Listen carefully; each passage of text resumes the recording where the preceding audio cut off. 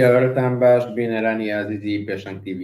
من بەنار مستەفا و خۆشحاڵم بۆ چوارشەمەیەکتر دێمە وڵاتان بۆ پێشکەشکردنی بەخشی ڕاستەوخۆی بەرنامەکانی پێشەنگ TV. ئازیزان بەرنامەکانی ئەمڕۆمان 22 نیسانی 2026 دا سێتەوە پێک هاتووە. سەرەتا سەبارەت بە گەرمترین بابەتی یەک هەفتەی ڕابردوو ئەو تراژیدیای بوو کە لە کوردستاندا بینیمە، ئەویش مەرگی غەزال. کۆمەڵێک بابەت لە پەیوەندەم بابەتەوە لە تەوەری یەکەمدا تاوتۆ دەکەین. پاشان سەبارەت بە کۆتایی ئاگربەستی ئەمریکا بە ئێران کە بڕیارە ئەمڕۆ تەواو بێت، یان ئاکامەکانیم ئاگربەستە چی بووە، درێژکردنەوەی بەکوێ، قسە و باسێکمان دەبێت و لەسەر ئەم گۆڕینی پارێزگاری کەرکووک و ئەو ململانەی کەوتۆتە نێوانێکێتی و پارتی قسە و باسمان دەبێت لە بەشی کۆتایی بەرنامەکاندا. وەک هەموو جارێک ئێوەش دەتوانن بە پرسیار و سەرنج و تێبینی بەشدار بن و ئەوانەی لە کۆمەندەی خەنەڕوو ئاراستەی میوانانی بەرنامەکانی دەکەین. لەگەڵمان بن بۆ بەرنامەکانی ئەم شەومان.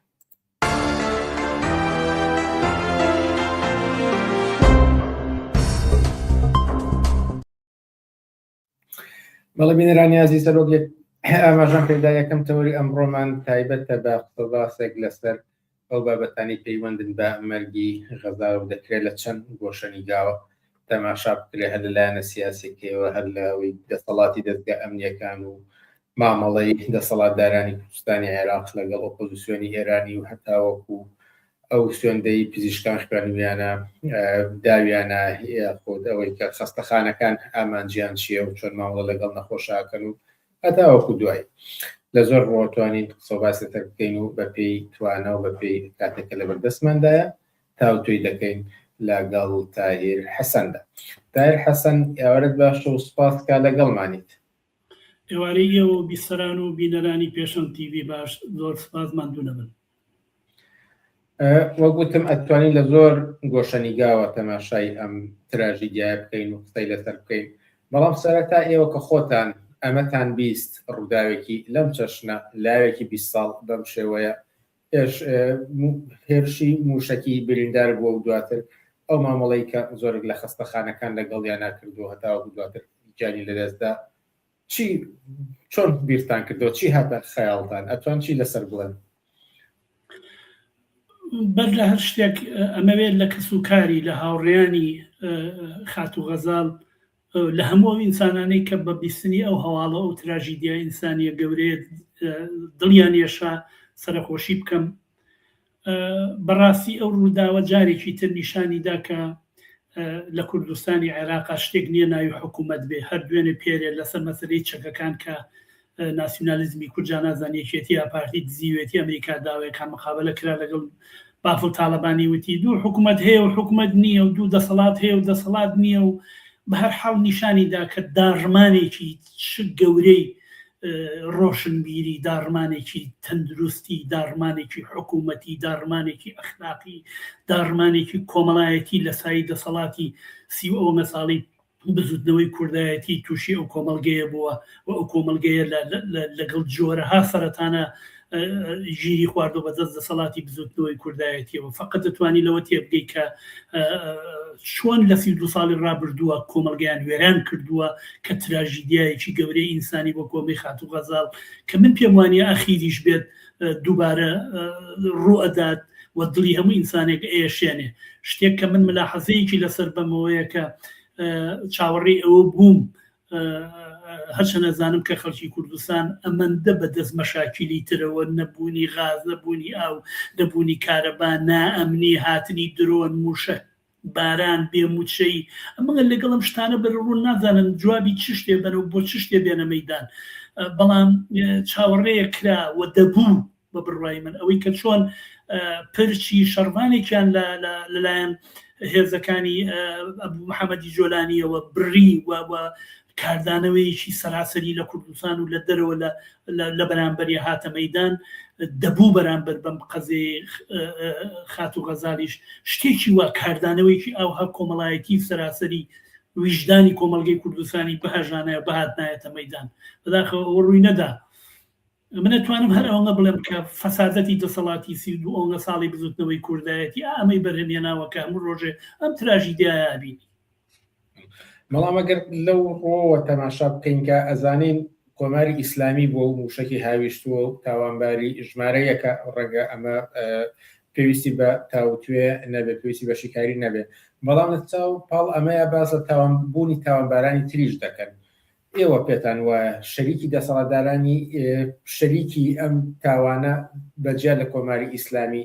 هەیە چونکە باس لە دەسەڵاتە کرێ باس لە خستەخانەکان نەکرێ زۆر کشتی تر ئێوە چۆنی دەبینن یانە باباز لەسەر دەسەڵاتەکە بکەین پێشوەی بچین لەسەر خەستەخانەکە چوە خەستەخانەکانیش و شتێک کە ژێر دەسەڵاتی هەرم دەسەڵاتیە چێتە پێشەوە بەس باسی دەسەڵاتەکە بکەین ئەو وەختی پزیشکیان هات بۆ شاری سلێمانی و ئەو کاتە بڕیاریاندا بڕێکەوتن لەگەڵ جمهوری ئیسلامیان دەسەڵاتی یەکێتی دەسەڵاتی پارتی بەتایبەت یەکێتی کە هاوسنوورە لەگەڵ قەڵم ڕێی بڵێن جمهوری ئیسلامیە بڕیاریاندا کام ئۆردوگاکان لە زرگۆز و زرگۆزی لە بجۆزنەوە ئەو کات حتا سەرانی کۆمەڵە و سەرانی حزبی دیموکرات و کۆمەڵە جیاوازەکان وتیان هیچ شتێکی بەسیتەوەکە وایە کە وەختی خۆی لە بۆ تێبوون وردە وردە پاشەکشمان کردو مەوزوعەکان ویستیان لەبیر خەڵکی بەرنەوە خۆیان لە ژێلیدا کە بابەجان ئەتان جۆزنەوە بۆ سوژداش دوایی لەوێت شەکتانەکەن دوایی ئەتانکەن بە نیشانەیەک بۆ موشک و بۆ درۆنەکانی جمهوری ئیسلامی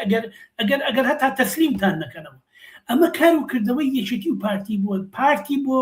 ڕاوکردنی پەکەکە و هەر ژۆرە ناڕزایەتیە کە لە بەرامبەر دەسەڵاتی تورکیە بووە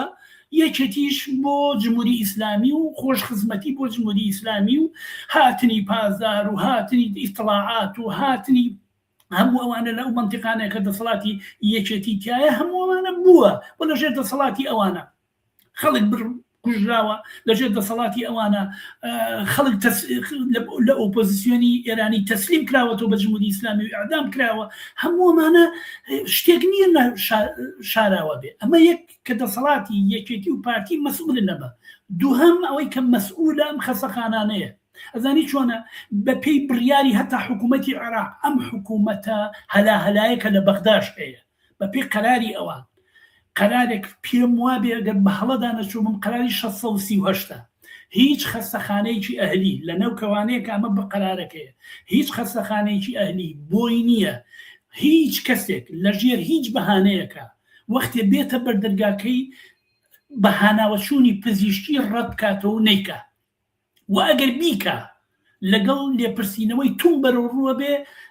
سەبارەت بە پێی ئەو خەسارەتی کە ڕووەدا ئایا خەسارەتەکە گیان لە دەزانی کەسەکەیە یا گیان لە دەزانی چەند کەسێکە یان سەقەتبوونی کەسێکە یا چوزانم بڕینەوەی دەزیاقاچی کەسێکە یا هەر جۆرە شتێکە لەگەڵ هەتا ڕادەی لێسەنەوەی کاری پزیشکی ئەڕوە ئەمەی کە بەرامبەر خەسەخانی شۆڕژ ئەیکات و ئەچن تەرمی ینی نیوە مردووی غەزاڵ تەسلیمی مێردەکەیەکەن لەگەڵ ئیسعافێکە ئەو خۆی مێردەکەی پێویستی بۆ کە کەسێک یارمەتی بە کەسێک ڕۆحیەی بەرێتە سەر کەسێک دەست بشێتە ژێر باڵی بۆیە ئەم خەسەخانی شۆڕژی لە کۆڵخۆیانیان کردوێتەوە ئەنجا بردوانە بۆ خەسەخانی بەخشین لە خەسەخانی بەخشینیش بووە بەوەی کە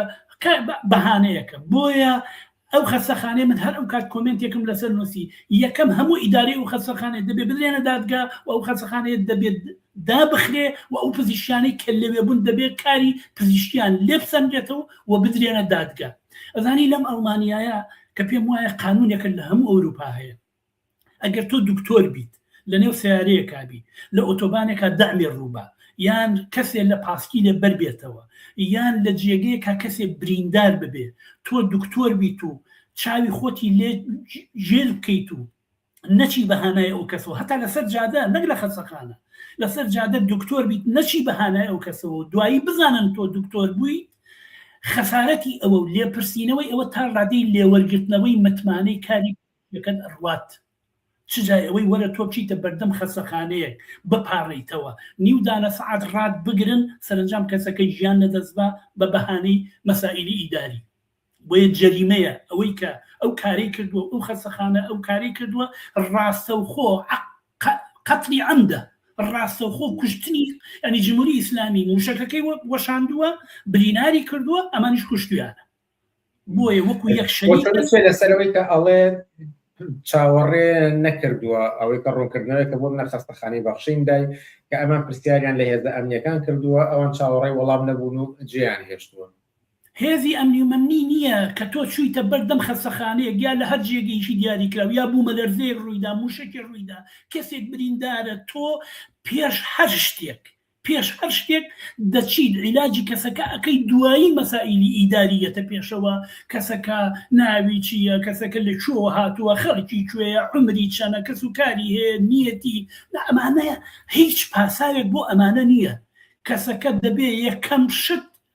بەهاناوەچوونی پزیشکی ئەوەی کە لە بەردەسا پێویستە بۆی بکرێ دوای ئەوە مەسائلە ئیداریەکان مەسەلەیەکی ترە ئەوانە بەهانەی پوچن پوچ دەبێ ئەو خەستەخانەیە دابخرێت.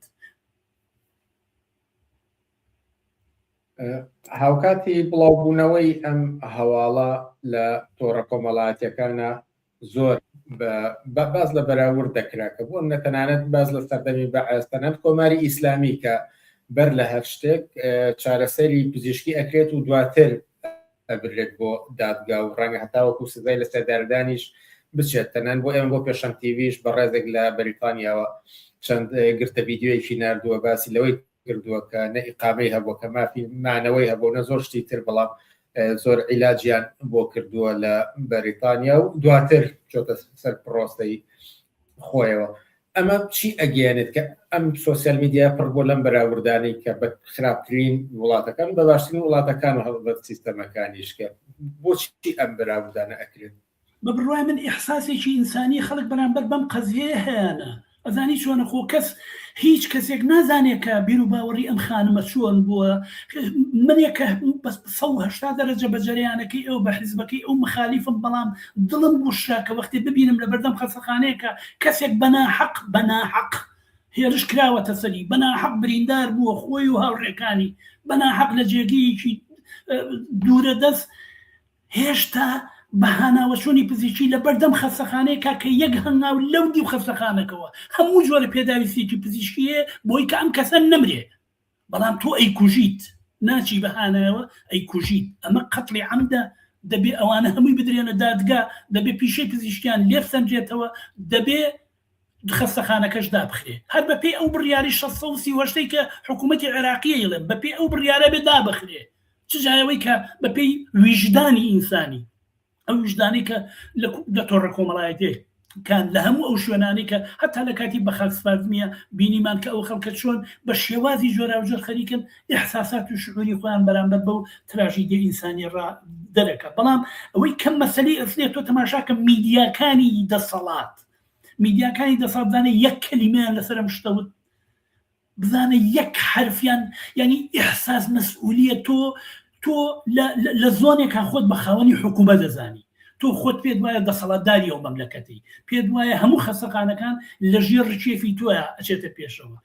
یەک قسە یەک کەلیمە قسە یەک بەرپرسیارەتی بەرامبەر بە ژیانی ئەو خەڵکی و کۆمەلگایە لە ئەسڵی خۆت نیشان نادەیت تف لە ڕووتان بۆ خۆتان و بۆ دەسەڵاتێکاتان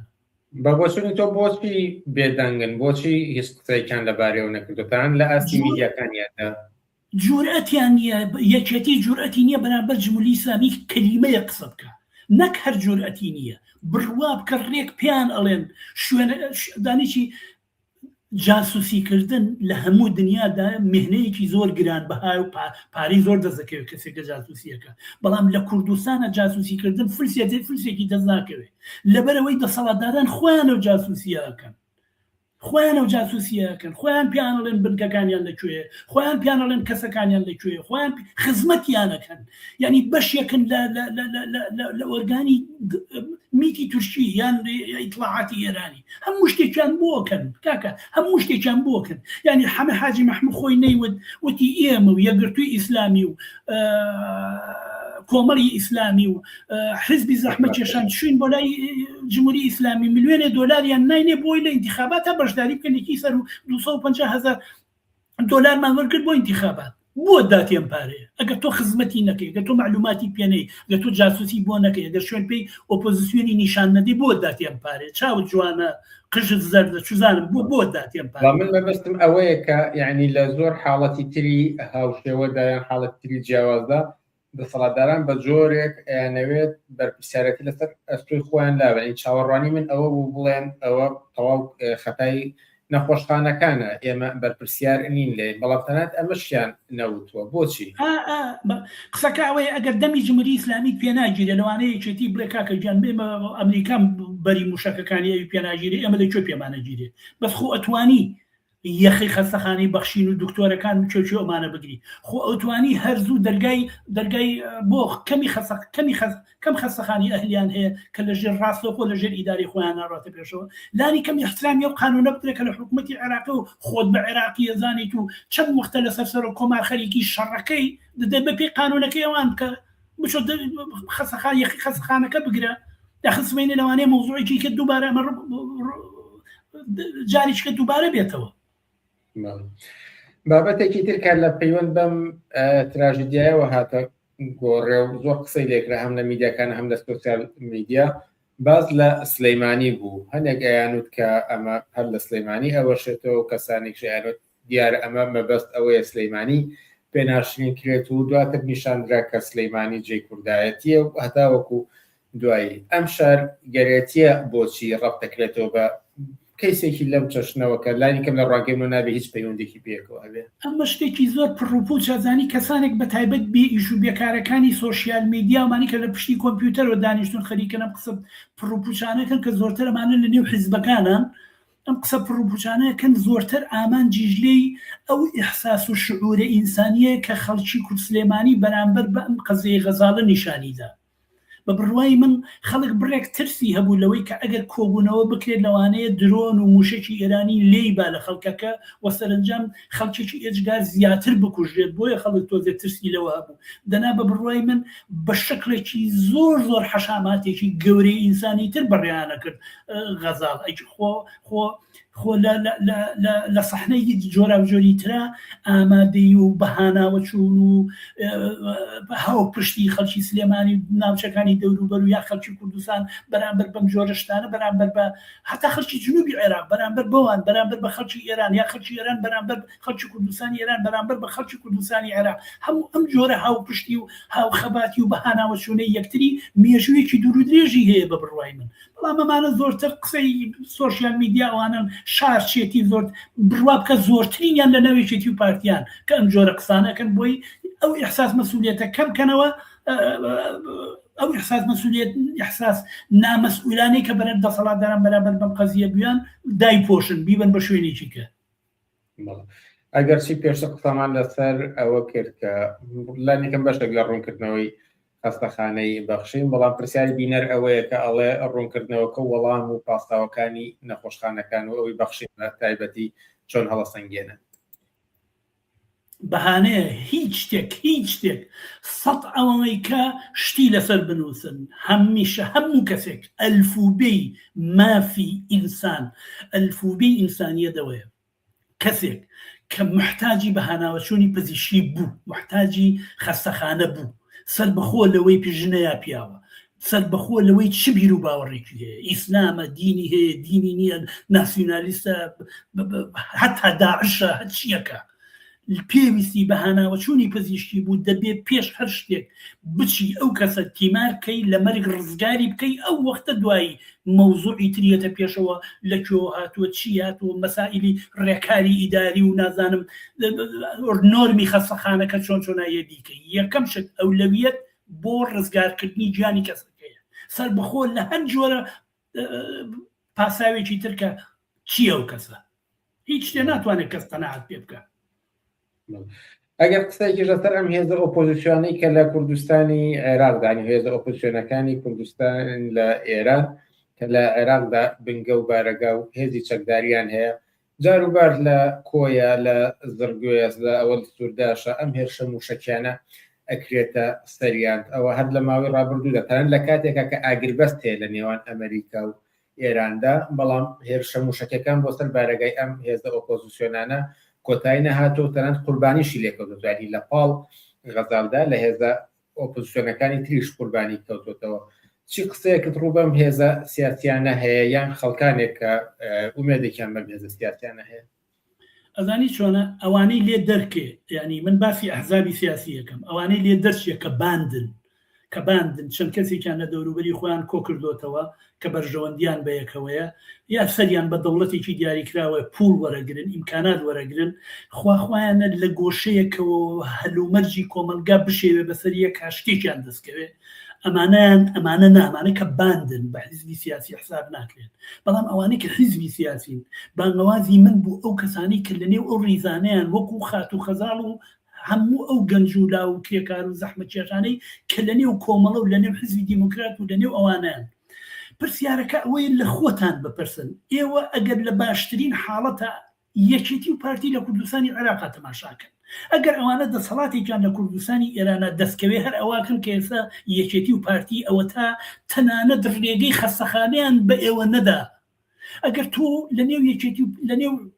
حزبی دیموکرات و ئەو ئۆپۆزیسیۆنە بۆرژواییە جا ناسیۆنالیزمی کوردە ناسیۆنالیزمی فارسە ناسیۆنالیزمی تورکە ناسیۆنالیزمی عەرەبیە یا هەچیەکە لەنێو ئەم حیزبانە ئەگەر تۆ بە ئاواتی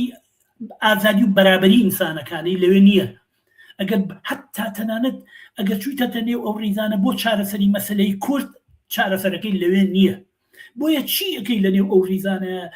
کەسانێک یەک ینی حیفە یەک ڕۆژێک لە عمری خۆ سەرفکەی لەنێو ئۆردوگایەکە کە معلوم نییە 10 ساڵی کە 15 ساڵی کە هەموو ژیانی گەنجێتی خۆت لەوێ بیتە سەر کە معلوم نییە دوای چه ئاوات و ئارەزوێ کەوتووی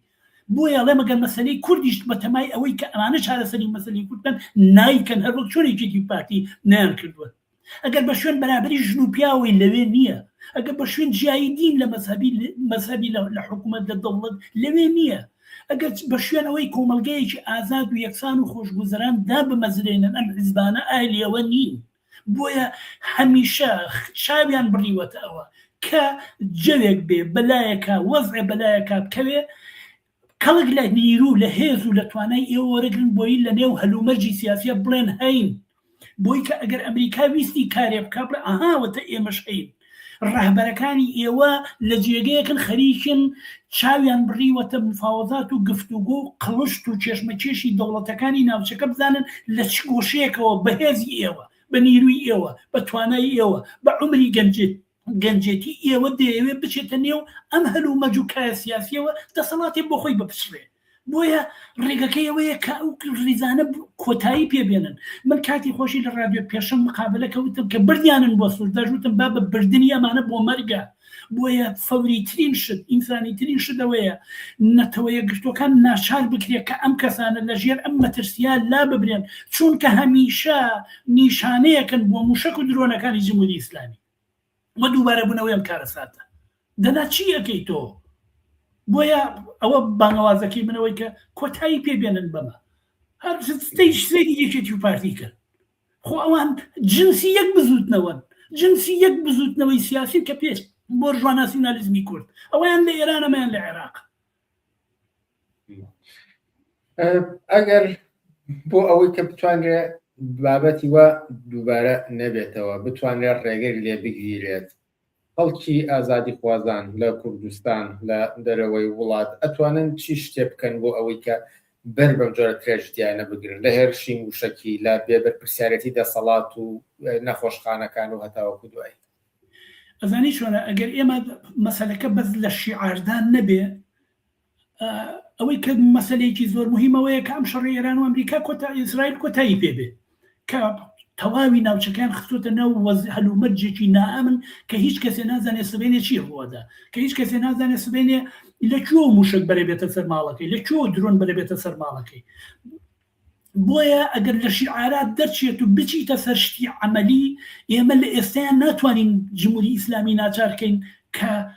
هێزێکی وەها لە ئارادانی کە بتوانین جمهوری ئیسلامی ناچارکەی کە موشک نەهاوێ چکە ئەی هاوێ درۆن نەهاوێ چکە ئەی هاوێ لە نێو فەزایەکی جەنگایە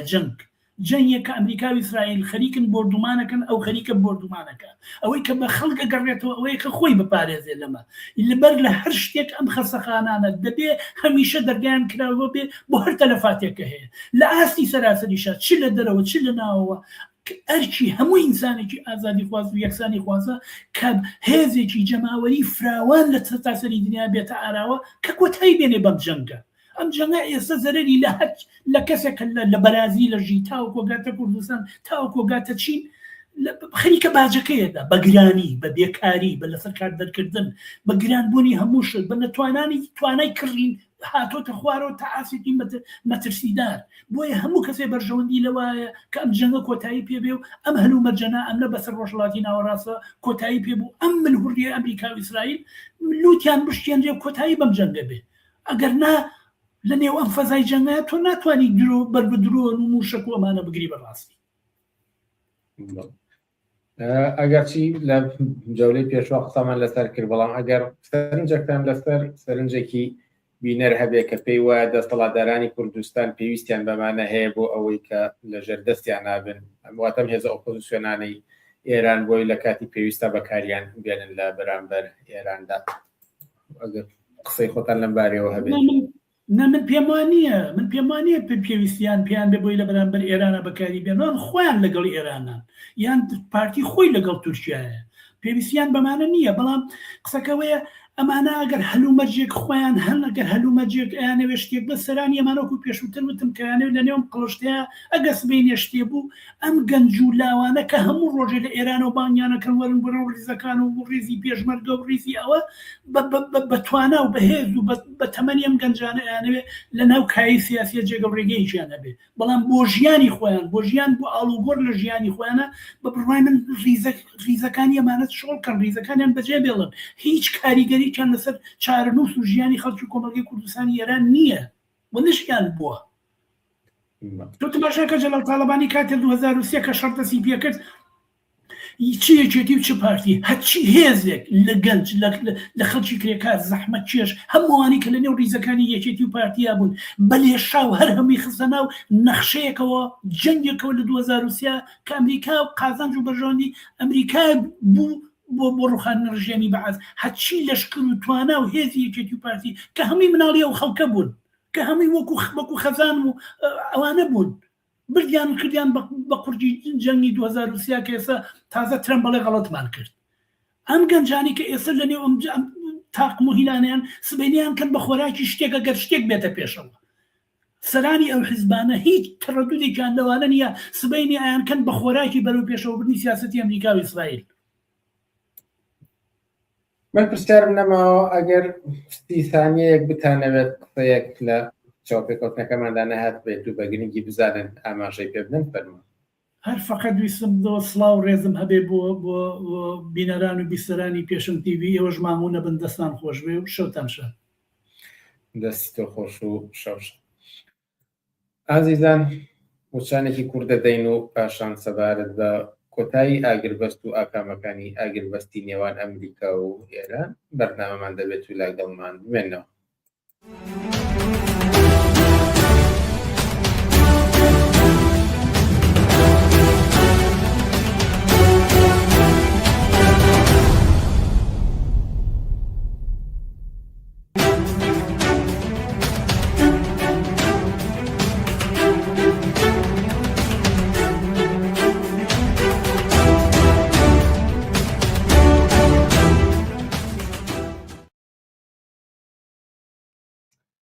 بەڵای بینەرانی ئازیز بەردەوام لەسەر پێشکەشکردنی بەرنامەکانمان و ئەو جەنگە چ ڕۆژێکە لە نێوان ئەمریکا و ئیسرائیل بەرامبەر بە ئێران هەبوو سەرنجام 2 هەفتە بەر لە ئێستا ئاگربەستێکی 2 هەفتەیی لێکەوتەوە و ئەمڕۆ دوایین وادەی ئاگربەستەکە بوو ئێمە ئەمڕۆ چاوپێکەوتنێکمان دەبێت لەگەڵ محەممەدی ڕاستی لە ڕابڕی حیزبی حکمەتی سخەتی ڕسمی سەبارەت بە ئاکامەکانی ئەم ئاگربەستەوە لێرە بەدواوە چی محەممەدی ڕاستی ئێوەرە باش و سپاسکە لەگەڵمانی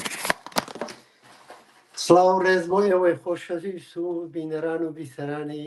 پێشەم تیوی زۆر مەمنون بۆ ئەو کاتە کە بە منیەدا فەرمون دوربینەکەتان ڕێککەنەوە کێشە نابێت ئەو دانیش بخەینە اختیاری ئێوە دەست خۆش ئاوا باشە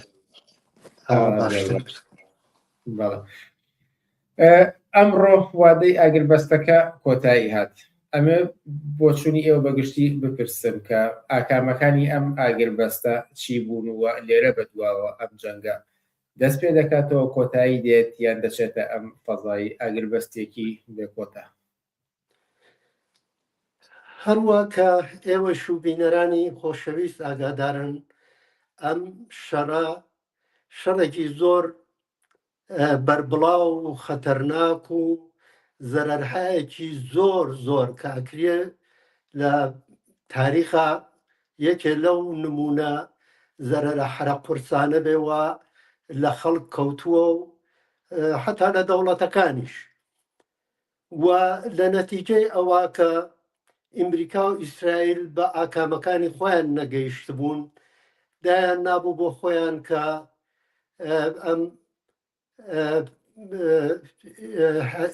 ئەمە کە زەخیرە کراوە زەخیرەیەکی ئەتۆمی هەیە و دانراوە 460 کیلۆ ئەوە تەحوێڵ بدرێ و ئەم موشەکانە نەمێنێ و ئەم حساباتە بەو نەتیجە نەگەیشتن دەستیان برد بۆ ئەم شەڕە و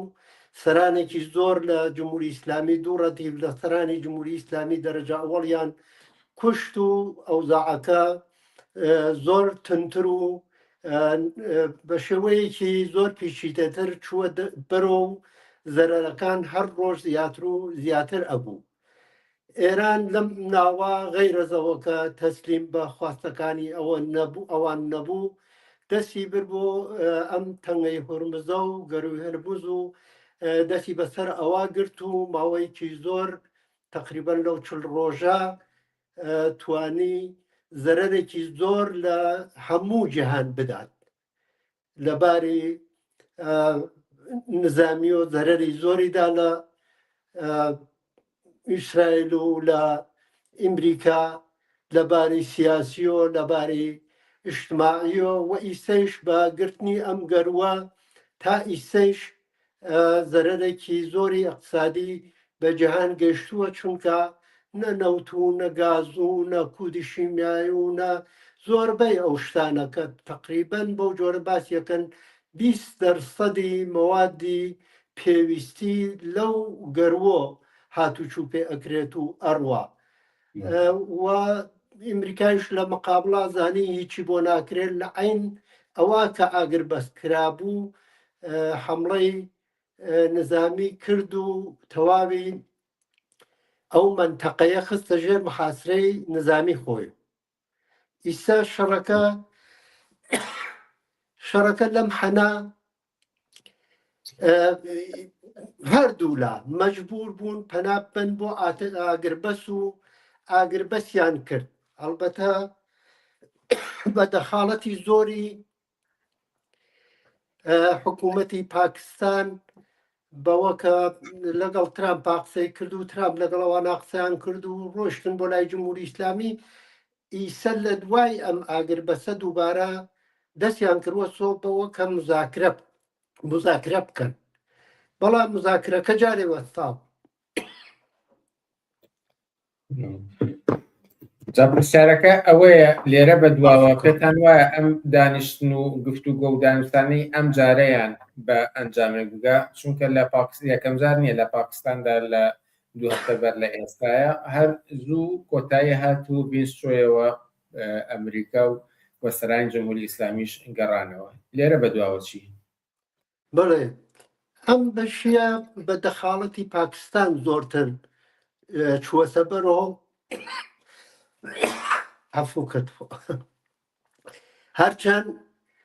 هەرچەند دەخاڵەتی پاکستان دیارە بە قسەی ترامپ و بە قسەی جمهوری ئیسلامی و سەرانی جمهوری ئیسلامی بووە لە خۆیان و نەبووە و هەردوو لایەن پێیان خۆشە کە سڵح بکرێ بەڵام هەردوو لایشیان پێیان خۆشە بڵێن ئێمە براون حتا ئەگەر لەسەر کاغەزی شابێ حتا ئەگەر لە ئەم فەزای مەجازی و ڕادیۆ ئەم فەزای مەجازیە بێت و تا ئیسەیش تقریبەن تەواوی دنیا بۆی دەرکەوتووە و بە تایبەت لە ئیمریکا بۆیان دەرکەوتووە کە ئیمریکا و ئیسرائیل شکستیان هێناوە شکست نە بۆ مەعنا کەم بۆ میان ڕژاندۆ بەسەر ئێرانە کەم ئێرانیان وێران کردووە کەم سەرانی جمهوری ئیسلامیان کوشتووە کەم زەرەری ئیقتصادیان لە ئێرانداوە نا لە شەڕا تێعدادی بۆمەکان و وێرانیەکان دیاری ناکەن کێبراوە سۆ ئەوە دیارەکە کە کامیان چی بۆ خۆی دانابوو چنێک توانیوێسی ئەو وا بۆ خۆی دانابوو پێگەشترێ بەو بۆنەوە ئیسرائیل و ئیمریکا کە ئیمریکا ئەیویست ئەو شانە ئەو خاڵانە کە باسم کرد ئەو دوو خاڵە ئەساسیە و ئیسرائیلیش ئەویست ئێران تیکە تیکە دێت و هەر تیکەیەکی بکەوێتە دەست گروپێک لەم ناسیۆنالیست و جریانهای مختلف و پێ بە سەناریۆیەکی ڕەش و هەرکەس بۆ خۆی ئیسرائیل تەنیا هەدەفی ئەو بوو ئیسرائیل گەورەتر قودرەتمەندتر لە ئێران و باقی وڵاتەکان لە خاوەنمیانە بمێنێتەوە و پەیمانی ئیبراهیمەکەی خۆی باتە بەرەوە کە ئیسە بە ڕۆشنی دیارە نەیتوانی مۆفەق نەبوو ئێران پارچە پارچە نەبوو هەرچەند سەرانی کوژیا ئەو واقعیە زەربەی زۆری خوارد ئەوە واقعیە بەڵام ئەو ئارەزووە ئیسرائیل بووی و ئەمریکا بووی تا ئێرە بەراورد نەبووە حتا بۆ جۆرەی ئەم ئەسرە من گوێمەدا بە خەبەرنگارێک باسیە کرد ئەیوت ترامپ لەگەڵ سیان لە پلە بەرزەکانی ئەرتەشی خۆیان بووە بە قڕێ و خلاصە ئەوان مەجلیسەکەیان بەجێ هێشتووە و ئاخرینەکەیشیان ئیمڕۆ بووە لەگەڵ کەسێکە کە ئەویش پلە بەرزترینی نەفەراتی ناو ئەرتەشە ناو هێزە نظامیەکانیانە بۆ ئەوە کودی ئەتۆمیەکە دەستیۆ و ئەمان لە بۆمبی ئەتۆم ئیسپادەکەن شاید ئەمە دوو سەری بێ سەرێکی تەهدیدی ئێرانە سەرێکیشی واقعیە سەرێکی واقعیە بەو بۆنەوە کە بە بنبەست گەیشتوون و هیچیان بەدەسۆ نەماوە و ئەتراز و ناڕزایەتیەکی زۆر نەک بڵێم هەر حزبی مقابڵی ترامپ بەڵکو لە ناو خەڵکە هەتا تەعدادێک لە کەسەکان ناو حزبەکەی خۆی لە مقابڵ ترامپ پاوێساون تەزاوراتایەکی خۆتان شاید بوون خەڵک شایدە تەزاوراتایەکی زۆر زۆر گەورە و عەزیم تا 10 ملیۆن نەفەر لە ئەمریکا شقڵی گرتووە لە شارەکان دنیا لە پایتەختەکان دنیا شقڵی گرتووە هەر ئەم شەمەی ڕابردووە لەم کۆڵنا 4500 نەفەر کۆبوونەسۆ لە ئیسپانیا لە هەموو شوێنێک بە ملیۆن نەفەر لە لەندەنا خەڵک ئاعترازی کردوە بەم شەڕە و شەڕیان ناوێ حتا برێک لەم وڵاتانە کە خۆیانیش زۆر پاکتر نین لە ترامپ وەرێ چونکە زەرەرەکانی ئەوانیش ئەگرێتە بەر مخالفەت خۆیان دەربڕیوە بۆیە ترامپ مەجبور بووە بەوە کە بە قسەی پاکستان و سەرانی پاکستان بکە و ئەعلامی یەکتەرەفەی ئاتەش بەس بکە کە ئاگر بەس بکە کە ئێرانیش پێی خۆش بووە و وتویان ئێمەش پێمان باشە و ئاخرین قسەیە کە کراوە هاوڕێ بناریگیان ترامپ وتوێت خۆی سە هەرچی قسەیە بەدەست ئەو ئیسە من و تۆ هەرچێکی پێ بڵێن خەڵک هەرچێکی پێ بڵێ ئەمە کە دنیای ئاوا وێران کردووە و گرانی و نەبوونی و هەژاری و کوشتاری بەسەر دنیا داسەپاندووە ئەوە کە قسە ئەکات و بووە بە ڕاهبەر ئیمریکا و ئیمریکاژیەکە قودرەتە وتوێسی ئاخرین قسەکەی ئەوەسە کە ئێمە تاجم ئەیش بە تەمای ئەوەینا مزاکرات لەگەڵ ئێران دەست پێکرێتەوە ئیتر لەم فاصلەشا حتمەن هەچێ کەسە بیسوێسی کەوتویە ئێمە ئێران وێرانەکەین تەمەدون ئێران نابوو دەکەین ئێران ئەگەڕێنینەوە بۆ عەسری حەجەر ئێران 100 ساڵ ئەخەینە دواوە ئەمە ئەو جەنابە بووە بە عنوانی ئەوە خەڵکی ئێران سەرکوتەکردن خەڵکی ئێران ئەعدامەکردن ئێمە بۆ ئەوە ڕووی دموکراسی ببین بۆ ئێران چونکە فرێ بردووە بۆ ئەفغانستان و بۆ سووریا و بۆ کوێ گەرەکی بوو بۆ ئێرانیش ئەو دموکراسیە بێنێت کە ئیسا ئەوە قسەکانیەتی کە ئێران وێرانەکە و گەرەکیە ئێران یەکسرە ببا بە حەوا دەی بەچێ چێ بە حەوا هەر بە بۆمە تۆ بەچێ بە حەوا بۆیە ئیمڕۆ تەکیا مخالفەت کراوە لەسەر تەقاندن بۆم ئەتۆم و تر بە تەمای ئەوەن کە ئیستیداع کردێت لێ بپرسێتەوە بەرکەنار کردێت کە 100% لە دەوری داهاتووە نەخۆی و نەحزبەکەی ڕێ نایەنن بەڵام ئیسا خەڵک ئاوا گرفتار ئەم وەزعە بەرەو کوێ ئەڕوا ئێوە فەرمودان ئەم وەزعە کەس ناتوانێت پێشبینیکە، کەس ناتوانێت بزانێت ئەم کابرا و ئەم ئەرتەشە کە حال اختیاریە تا چەندێک گەرەێکە جەنایەتکە. هەر واقعەن ئەگەر بۆم ئەتۆم بەکاربێنێ کە ئیمریکا دووجار بەکاری هێناوە، خۆتان ئەزان و هەموو عالم ئەزانێت، ئەم جاریشە بەکاری بێنن لێیان بە دوور نییە، جەنایەتکارن، بنیام کوژن بۆ پاراستن و یەکە قودرەتی و یەکە دەسەڵاتی خۆیان لە بەقابڵ چین و رووسیا حاضرن خەڵگێران بن بە ئاسمانە. بۆیە معلوم نییە لەکەوە سەردەرێنێ. هەموو ئارەزووی ئێمە ئەوەیە کە بەشکم وانەبێ، بەشکم ئەم سڵحە بەردەوام بێت، سڵح جێی خۆی بگرێتەوە. ئەم شەڕە زەرەر و زیانی زۆر زۆری بە کۆمەڵگا گەیاندووە. جەرگی زۆر دایک و فەرزەندی سووتاندووە، دایک فەرزەند و مناڵی لەدەستداوە، باوک لە دەستیداوە، باوک مناڵی لەدەستداوە، مناڵ باوک و دایکی لەدەستداوە، ماڵ وێران بووە، بە ملیۆن خەڵک ئاوارە بوون، گرانی بابێسێ، بێکاری سەدها هەزار کرێکار، مەراکزی کاریگەری وێران بووە، پردەکان ڕووخاون بەسەریەکە. ئیتر خۆ زەرەرەکانی حەچی ڕۆژە خەڵک ئەیبینێ ئەم شەڕە چ زەرەرێکی بووە. سەر باقی گشت ئەمانە مبارزات و ئێعتراز و ناڕەزایەتیەکی بەرەحەقی خەڵک بۆ سەرنگونکردن و بۆ هەڵپێچانی دەسەڵاتی ڕەشی جمهوری ئیسلامی کە هاتبووە مەیان و لە تەواو مبارزەکانی تر و ئەعترازەکانی تر لە 96 و لە 98 و لە 401 نەتیجەی گشت ئەو تەجاربە لەم 404 کۆبوو لە دەیمانە ڕۆیە بەرەو جمهوری ئیسلامی خستە کونج دیوار و لە نابودکردن جمهوری ئیسلامیا بوو. سەرانی جمهوری ئیسلامی ئەجم لە ڕێی جمهورەکەی کە پزیشکیان بێ خۆی هاواری کردوتی خەڵک حەقیەسی، ئێمە گوناحبارین، ئەشە جواب نیاز خەڵک بینەوە بڕێک هەوڵیاندا خاستەکان خەڵک و ئیسێش خەریکن، خاستی خەڵک بەراوەردکەن. ئیسا بە قسە ئەیڵێن بە عەمەڵیش کەمێک یەکەن، معلومە ڕاز ناکەن، معلومە درۆەکەن، وەلێ ئەوشە معلومە کە دەوڵەت جمهوری ئیسلامی بە هەموو جەنایەتێکەوە کە دوو دانە ئەبەر قودرەت دنیای خستووە سەر پشت کەنوو بەدەست خەڵک و هاتووە زەلالەت، هاتووە تەسلیم بوون. دیارە خۆ بەم ئێعترازە ئاخریە تەواو نابود نابوو و لە دەستکەوت زۆر بەدەست ئەهێنرا و ئەمیشە ئەبوو وەکو 401 چۆن بوو بە پلێک بۆ ئەم 404، ئەمیش ئەبوو بە پلێکی زۆر محکەم بۆ مبارزاتی ئێعترازی تودەی و اجتماعی و کاریگەری لە ئێرانە. لەگەڵ دەستپێکی ئەم هێرشانەی ئیسرائیل و ئەمریکا بۆ سەر ئێران، زۆرێک لە هێزە ئۆپۆزیسیۆنەکان ئومێدیان بەستەوە بەم جەنگە و لە هەفتەی ڕابردوودا خاڵیدی حاج محەممەدی وتی تەنها ئومێد نەبوو بەشێکیان بوونە بەشێکیش لە جەنگەکە. بەڵام لەگەڵ ئاگربەستەکە زۆرێکیان بێ ئومێد بوونەوە و تەران زۆرێک لە میدیاکان باسییان لەوە کرد کە ڕەزا پەهلەوی ئیتر ترامپ و نەتەنیاهۆی لە تۆڕە کۆمەڵاتەکاندا ئانفۆلۆ کردووە. سەربەخۆ لە ڕاستی و دروستی ئەوە، بەڵام ئەم هێزانەی کە ئومێدیان بە جەنگەوە بوو کە لە ڕێی جەنگەوە تەغیرە کرێت و ئەمان بگەنە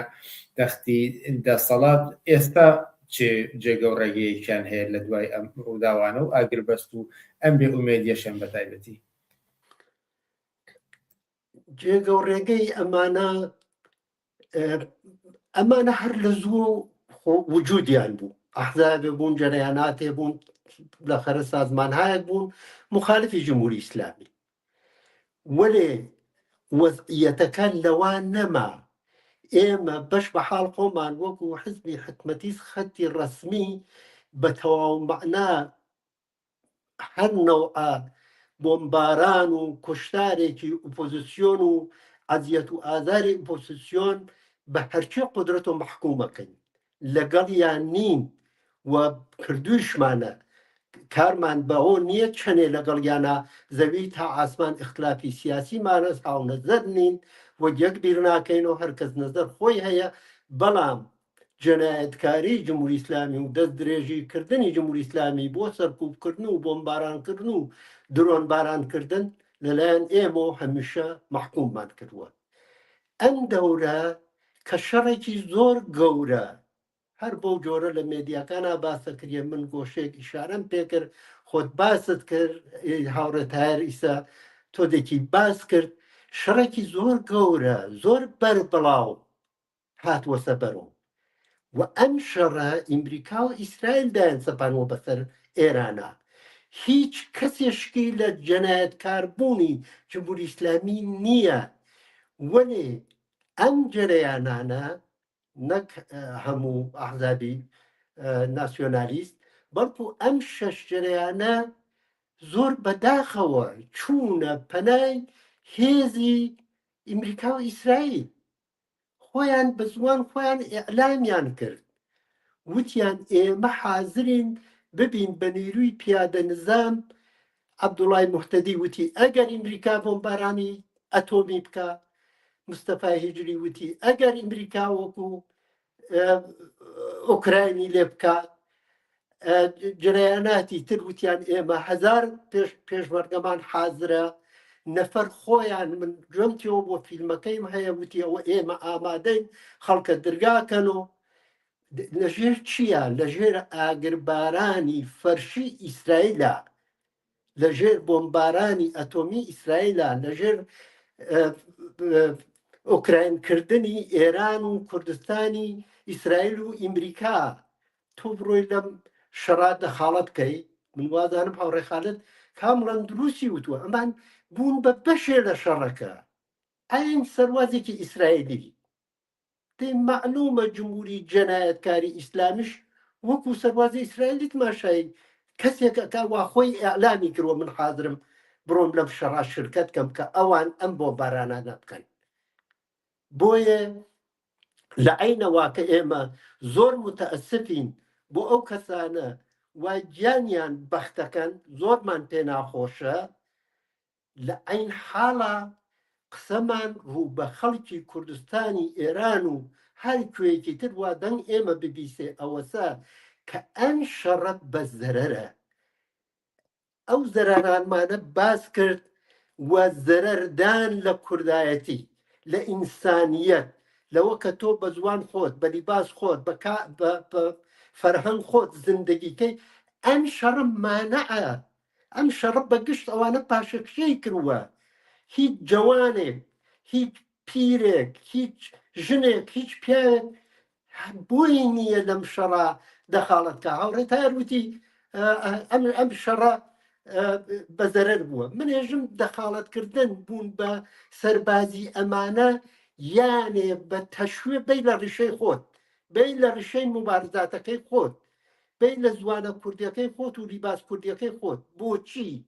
بۆ ئەوە وەزعیەتێکی زۆر نالەبار سەناریۆیەکی ڕەش هەرکەس بۆ خۆی شەڕ لەگەڵ یەکا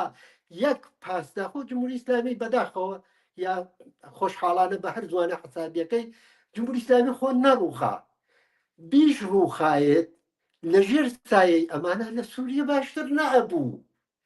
دەی ئیمریکا چی کرد بە سووریە و بە ئەو هەموو ئینسانە شەریف و تێکۆشەرەوە بەرعەلەی داعش شەڕیان کرد و وێسانەوە چ جوابێکی داوە بۆیە ئەم شەڕە بە زەرەری دانەدانەی ئەو کەسانە سەوا لە شارەکان و لە دێهاتەکانی کوردستانی ئێران و هاتوون و چەکی پێشمەرگایەتی ئیسە تۆ پێت ناخۆشە من بڵێم بان پێت ناخۆشە بێژم دار و دەسە کاکە پێشمەرگایەتی کاکە حزبی کۆمەڵە کاکە حزبی زەحمەت کێشان هەرچێکی ناو ئەنەی ناوی بنێ ئەمانە کەسانێک بوون سازمانهایەک بوون تەشکیلاتهایەک بوون ئەم شەش جەرەیانە کە حاضر بوون بۆ پیادە نظامی ئەم شەڕە و ئەم شەڕە یەک شەقەڵا لە تەواوی ئەو مبارزاتە و ئەو ئینسانە شەریفانە بۆ بەراوردکردنی هاتوونە سەناو ئەم جەرەیانانە ئەم حزبانە ئەم تەشکیلاتانە بۆیە دەمەوێت بەڵێ پرسیاری بینەرانی شتا و توێ بکەین و پرسیار هاتووە ئەگەرچی ڕەنگە لە نێو قسەکانی خۆتان داهاتبێ بەڵام بە هەر وەڵامی ڕاستە و خۆش وەرگرنەوە پرسیاری یەکەمیان ئایا ئەم شەڕە دەکرێت ببێتە هۆی ئەوەی کە لاوەزبوونی کۆماری ئیسلامی و بە سەرکەوتنی بزوتنەوەی ناڕەزایەتی و خۆپشاندانەکانی دەورەی ڕابردوو. ئەمە پرسیاری دومیژەڵێ ئایا حیزبی حکومەتی خەتی ڕسمی دەستبەرداری شیعاری ڕوخانی کۆماری ئیسلامی بووە؟ ئایا کۆتایی جەنگ ناچێتە بەرژەوەندی ڕژێمی جمهوری فاشستمی ئیسلامی؟ ئەگەر ڕۆشن بێت بتوانن وەڵامی ئەو دوو پرسیار و سەرنجە بدەن. پرسیارە ئەوەڵەکەت کە ئەم شەڕە بووە بە باعث زەعیف بوون جمهوری ئیسلامی، بەڵێ خابنەی کوژیاوە، بەڵێ سەرانیان کوژیاوە، بەڵێ فەرماندەهان نظامیان کوژراوە، هیچ کەس ناتوانێت ئینکار ئەمە بکات. ئەمانە کوژراون، وەرێ واقعەن ئەو مبارزاتە وا لە مەیان نابوو، وای ئەترازێکی بەرحەق بوو بۆ نان، بۆ ئازادی، بۆ ئارامش، بۆ ئەمنیەت، بۆ ئیسراحەت. ئەمە پاشەکشێ پێ نەکراوە. ئەمە ئەم شەڕەن نەبووە بە باعث ئەوە ناسیۆنالیزم و ئێرانی پەرستی و میهەن پەرستی و وەتەن پەرستی زیاوکە. چاومان تێوە نییە ئەو هەموو پەرچەمە کابراێژێ من ئەم حکوومەتمە ناوێ، بەڵام حەزیش ناکەم مەملەکەتەکەم وێران بێ، حەز ناکەم مەحەلکارەکەم وێران بێ، من چۆن نان دەربێنم بۆ مناڵەکانم؟ چ کەسێ ئەتوانێ بێژێ ئەم شەڕە توانوێتی مبارزاتی خەڵک تەقویەتکە؟ جمهوری ئیسلامی کە ملیۆنێ بە قسەی خۆیان زیاتر لە ملیۆنێک و ئیسەی شەیاوت هەر سێ نەفەرێک حازرە بۆ ئەوە تیکە تیکە بێ بۆ ئەم ئێرانە. ئایا ئەمانە وا خۆیان حازر کردووە؟ ئایا ئەمانە کەسانێک نین وا پاشەکشەکەن بەم مبارزاتەوە مەوجود بوو؟ ئێمە نەزەرمان ئەوەسە ئەو مبارزاتە زۆر زۆر ئاگاهانە ئەشێ بزانین کە پاشەکشێمان پێکراوە، ئەشێ بزانین دەستکەوتەکان بە هەرچێ هێزۆ گەرەکیان بۆ لێمان سێنن و ئیتفاقەن یەکێ لە هەدەفەکان ئەم شەڕە، چه ئیسرائیل، چه ئەمریکا، چه ئێران، یەکێ لە هەدەفەکانی پاشەکشەکردن، هەدەفەکانیان پاشەکشەکردن بەم مبارزاتە بووە. چه کەسێ ئەتوانێ ئینکاری ئەو هەمە مبارزەی سەرسەختانە و سازمان یافتە و متشەکل کە لە کارگا و کارخانە و مەعەلم و دانشگا و دانشجوو و پەرستدار و بازنشستە و کامیۆندار و ئۆتۆبوسڕان و هەر تاقم و دەسەیەک لەو کۆمەڵگا هەر بەشێکی ئەو جونبەشە ئیجتیماعیانە لە مەیانە بوون. بۆ چی؟ بۆ بەراوردەکردن خاستەکان خۆیان. من لەو برادەرە ئەپرسم، ئایسە خەڵکە توانێت بێت بێژێ من خاستەکانم گەرەکە؟ هەر کەسێک ئیمڕۆ هەنجەرەیان ناتێ حەمی تەقواییەژێ ئایسە وەختیەسی بڕژێنە خیابان حەقەکانتان بسێنن. ئێمە قسەمان ئەوە نییە. خەڵک خۆی تەشخیسیەدا لە محەلە کەی وەخت ئەوەسە دووبارە بچنەوە مەیان و داوای خاستەکانیان بکەن. ئێمە وازانین ئیسە باشترین کار هۆش بە خۆبوونە، هۆش بە یەکۆبوونە، هۆش بە هاوسێ و بەراوسێ بوونە، قسە و باس بە یەکۆکردن، خۆ حازرکردن بۆ ئەو سەردەما کە دووبارە خەڵک نەفەسێ کێشێت و ئەم مبارزاتە دووبارە باسازی بکرێت. وەک چۆن ساختمانێک ماڵێک ئەڕوخێت و احتیاجی بەوە هەیە تۆ تازەیکەی تۆ احتیاجت هەیە بەوە خەڵک دڵخۆش بێت، خەڵک شادمانیەکەی بەدەست بێنێتەوە، خەڵک ڕۆحیەی مبارزاتیەکەی بگەشێتەوە. خەڵک ئیمڕۆ ها لە وەزعیەتێکی نالەبارە هەر کەس تەوەجۆ بەمانە نەکا، ئەوە معنای ئەوە نییە زۆر کۆمونیستە و زۆر مبارزە و زۆر خەڵکی خۆشەوە، معنای وەسە ئاگای لە وەزعیەت واقعی خەڵک نییە. ئەی کاش هەرە و کەسانە گوێیاندایە بە قسەی خەڵک،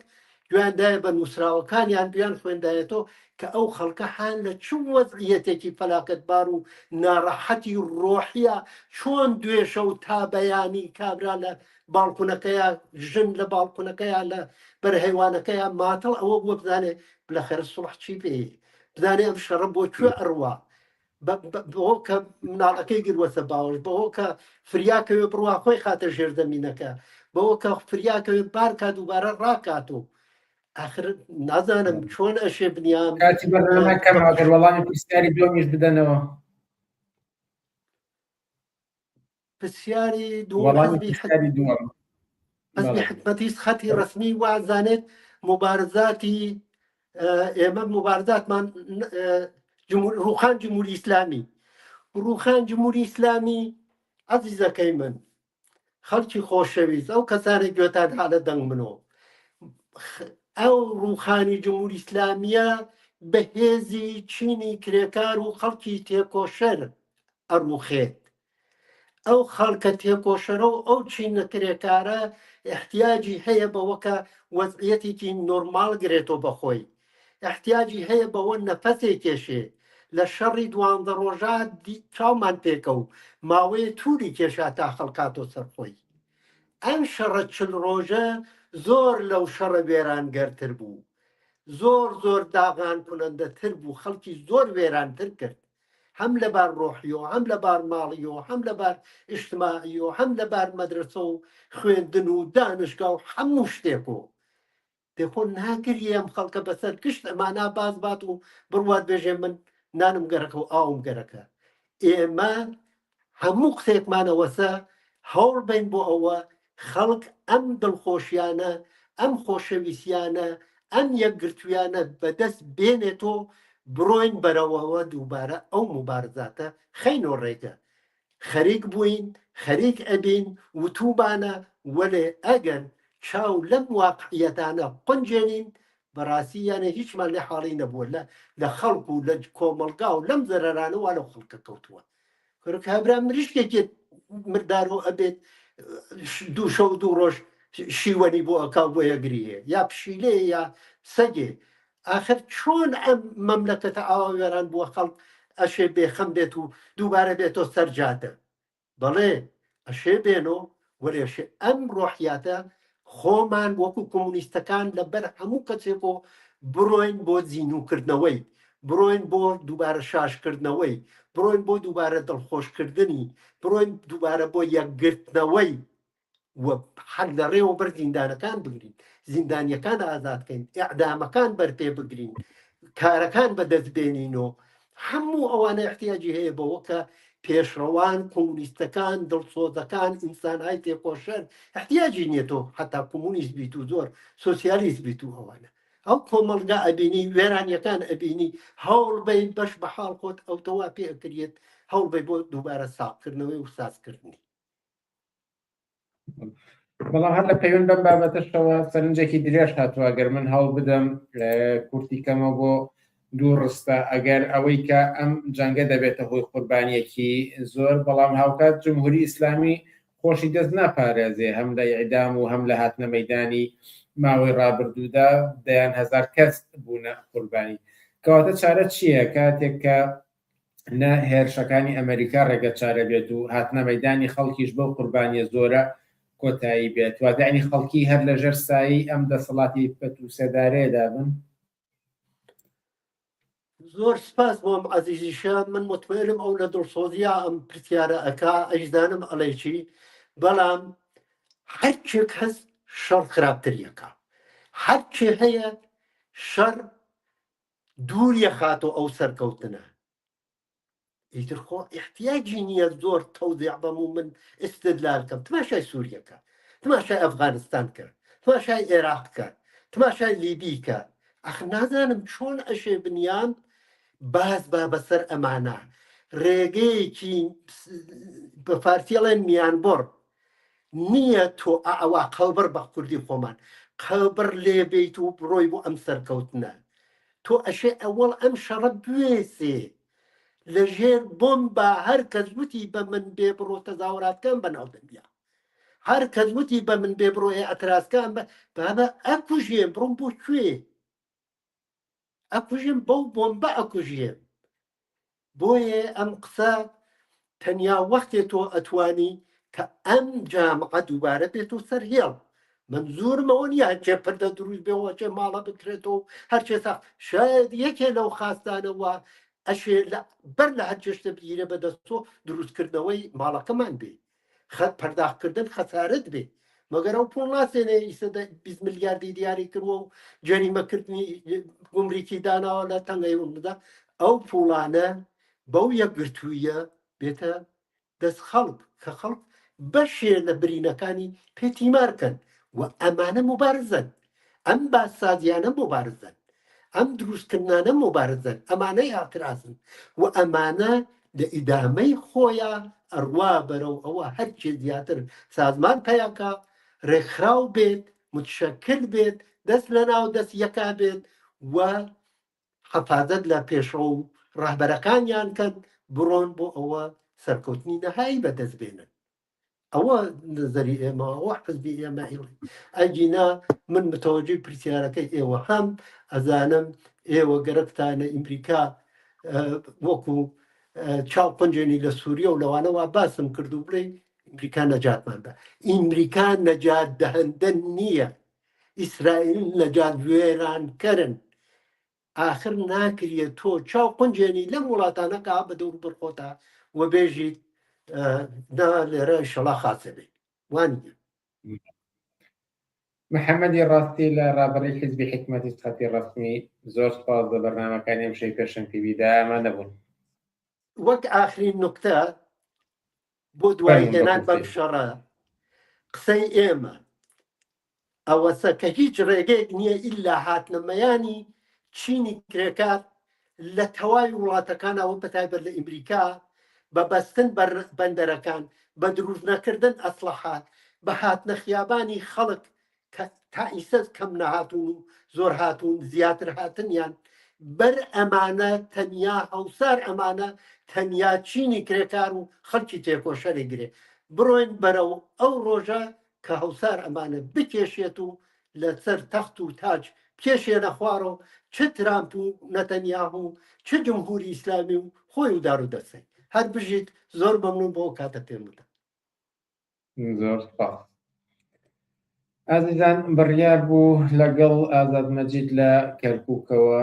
باسمان بێستەبارەت بە ئاڵوگۆڕ لە پۆستی پارێزگاری کەرکووک و هەروەها ئەو ململانی کە ئێستا لە نێوان یەکێتی و پارتیدا هەیە. بەداخەوە ئەم جارەش کێشەی تەکنیکی ڕێگر بوو لەوەی کە ئەم چاوپێکەوتنە ئەنجام دەین. هەوڵ دەدەین کە لە ئایندەیەکی نزیکدا بە هیوای لە هەفتەی ئایندە ناتوانین بەڵێن دەین، بەڵام حتمما بابەتێکی گرنگە ئێمە لە بەرنامەکانی پێشەنگ تیڤیدا جێی بۆ بکەینەوە قسە و باسی لەسەر بکەین. بەڵام بەداخەوە بە داوای لێبوردنەوەی ڕای ئەوەی کە بەڵێنمان دابووە لە بەشی بەرنامەکان نابوو، بەڵامی تر بەهۆی کێشەی تەکنیکیەوە سەرکەوتوو نەبووین لە ئەنجامدانی. بەڵام کاتی زیاتر بۆ دوو چاوپێکەوتنەکەی تر ئەمڕۆمە بەدەست هات. لێرەدا دێینە کۆتایی بەرنامەکانی ئەم هەفتەیەمان تا هەفتەی ئایندە. کاتێکی خۆش بۆ هەموو لایەک و هەر شاد و سەرکەوتوو.